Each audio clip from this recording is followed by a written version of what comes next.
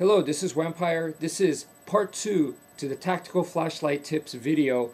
I also had a video request on Yawara stick, Kubotan, that sort of thing. And what I'm going to do is I'm just going to go ahead and demonstrate the principles behind that using this. So I plan to basically hit two birds with one stone. In the previous video, I mentioned that you need to practice your aim with the flashlight. And what I mean is, real quick demonstration is like this, okay? So I put the flashlight on there. This is the effect that I want, okay, is right there. You see that? That's what I want. Now, if I'm off, that's what happens. You see, if I'm off target, look, nothing. But if I'm right there, that's the effect. You could see the difference on the camera. The other thing that I talked about was to actually hit real targets with this, okay, cardboard, or grab something like this, okay. The easiest thing that I can think of is get something like this, grab it like you're grabbing someone by the throat, pinning them down, and practice striking, okay. And you're gonna see just how vulnerable your hand is to that, okay. When you're striking this way, you're striking that way, okay.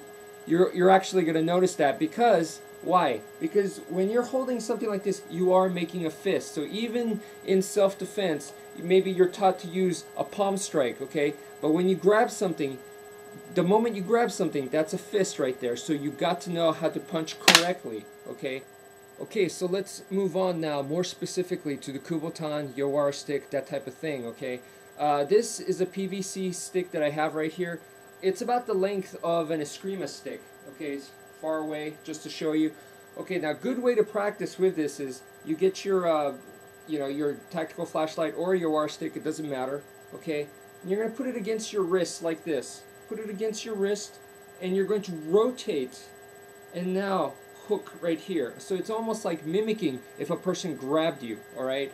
So they're grabbing your hand or whatever. Go around, okay, why? To get into a better wrist position, because the moment they grab you, like I said, they're not just going to grab you. They're going to grab you, they're going to pull you, they're going to do all kinds of stuff. So you need to recover your position. You need to defend your position. You need to bring your arms in close, your limbs together, okay? So that's the first step. So we do this, and you see that right here. I'm getting leverage right there on the stick. I'm getting nice practice right here, and I can put that leverage in by pulling my arm and put my whole body weight into it, okay?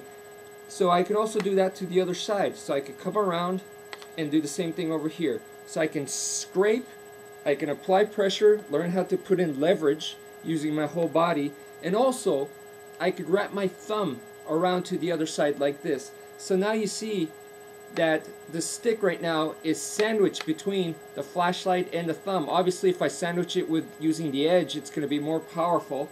But I could also use my other hand over here and fortify like this and squeeze in together. And notice I put my whole body weight onto it, coming on, and applying a tremendous amount of pressure there. Okay, so these are some of the things that you can practice right there at home. So move your wrist around. Okay, just practice this kind of exercise. Put whatever weapon you have, put that in, dig it in. Practice digging in and then putting your weight on top of it, okay? If you have to, you easily fortify with the other hand and push down like that. You can scrape, you can actually strike from there too, okay? So from right here, bam, right here, you can strike, come this way. I can use the crown here to peel some skin off, okay? So these are some of the techniques.